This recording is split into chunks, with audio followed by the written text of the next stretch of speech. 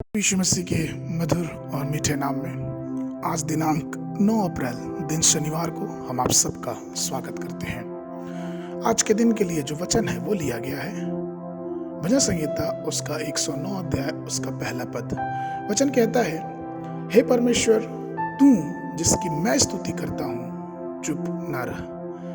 परमेश्वर में प्रिय लोगों, एक बहुत अच्छे कविता के रचयिता जिनका नाम राजा जॉर्ज सिक्स था, उन्होंने एक बार एक कविता लिखी जिसमें उन्होंने एक आदमी की एक अंधेरी सुरंग में जाने का वर्णन किया।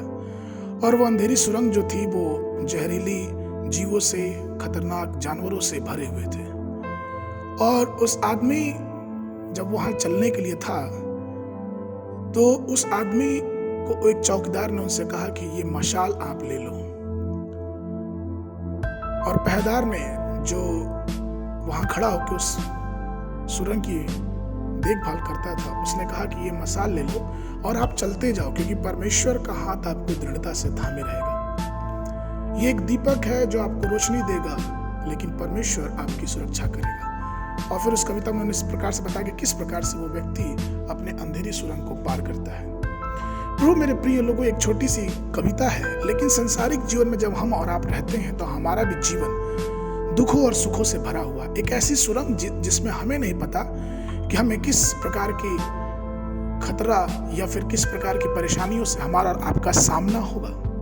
अय्यूब के जीवन में ये सब बातें हमें देखने को मिलती हैं कि किस प्रकार से परमेश्वर उसके जीवन में शांत था। वचन कहता है कि अय्यूब ये कहता है कि धर्मी पे ही क्यों ये विपत्ति आती है और अधर्मी क्यों फूलते फलते हैं। जब हम अय्यूब की पुस्तक पढ़ते हैं तो हमें हमारे जीवन में, हमारे मन में एक सवाल उठता है कि अय्यूब तो इतना अच्छा था, लेकिन फिर भी उसके ऊपर विपत्ति क्यों आई? क्यों सिर्फ और सिर्फ अच्छे लोगों को ही परेशानियों से गुजरना पड़ता है? यह चुप क्यों रहता है? और कई बार इन संसारिक सवालों का जवाब हम संसारिक नजरिए से नहीं देख पाते, लेकिन जब हम अय्यूब के जीवन को देखते हैं मेरे प्रियो, तो अय्यूब विश्वास से परमेश्वर का हाथ थामे था।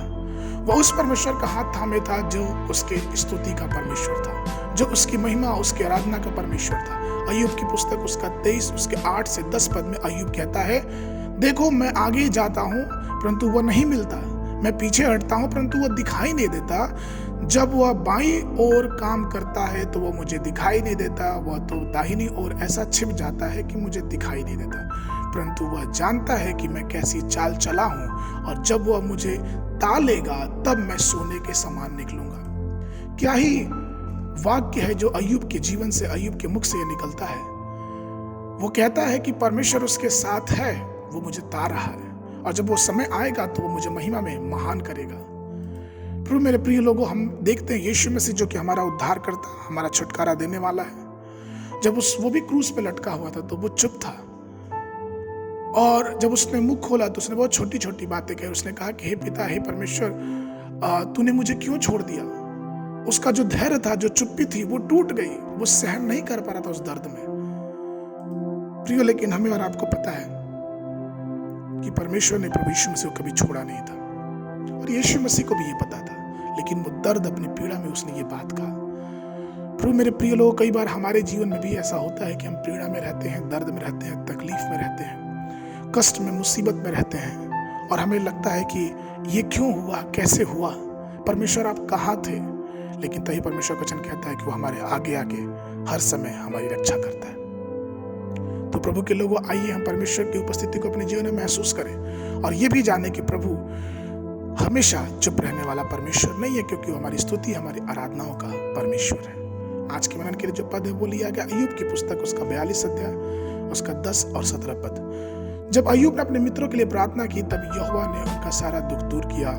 जितना अय्यूब का पहले था उससे दुगुना यहोवा ने उसे दे दिया। निदान अय्यूब वृद्धावस्था में होकर, दीर्घायु में होकर मरा। आज सुबह के समय बाइबल अध्ययन पहला सामुएल की पुस्तक उसका 13 और 14 अध्याय, और संध्या के समय लूका रचित सुसमाचार उसका 10 पहला पद से लेके 24 पद तक। परमेश्वर आप सबको आशीष देवे।